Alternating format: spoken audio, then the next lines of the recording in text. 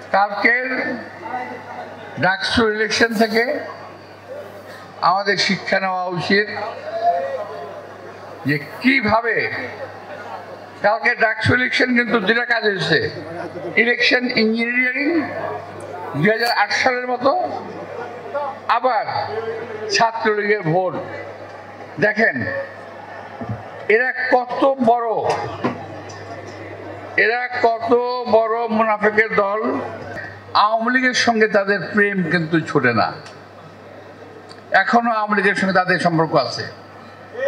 এই নির্বাচনও ভারতে বসে বসে তারা ইনস্ট্রাকশন দিয়েছে জামাতকে ভোট দিতে হবে, অর্থাৎ বিএনপিকে ধ্বংস করলে পরে আর কোনো সমস্যা থাকে না জামাত ইসলামের।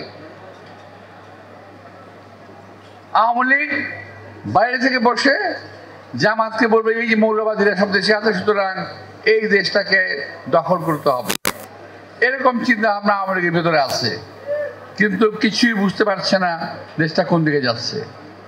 আরেকটা বিষয় হলো, আমাদের এই দেশকে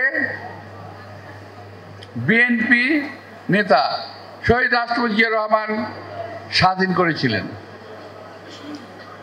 এই দেশের মুক্তিযোদ্ধাদের সঙ্গে নিয়ে দেশটাকে স্বাধীন করেছিলেন। আমি মনে করি, বিশ্বাস করি, আমি নিজেও আগে মুক্তিযোদ্ধা ছিলাম, একমাত্র বিএনপির হাতেই সারা বাংলাদেশের স্বাধীনতার সার্বভৌমত্ব নিরাপদ, আর কেউ এটাকে নিরাপদ রাখতে পারবে না। সুতরাং আমাদের ভুল ত্রুটি যাই হয়েছে সব কিছু সংশোধন করে আসুন, সামনে আমাদের যা আরো কঠিন পরীক্ষা আছে, সেই পরীক্ষায় জয়লাভের জন্য যা করা দরকার নিজেদের দল মত নির্বিশেষে ঐক্যবদ্ধভাবে দেশের স্বাধীনতার সার্বভৌমত্ব রক্ষা করি। আরেকটি কথা আমি বলে যেতে চাই, সেটা হলো ডাকসু নির্বাচনে যাই হোক, যেভাবেই হোক, ওরা ইলেকশনে পাস করেছে। আমি এই কমিটিকে আজকে এই সভা থেকে আমি স্বাগত জানাতে চাই।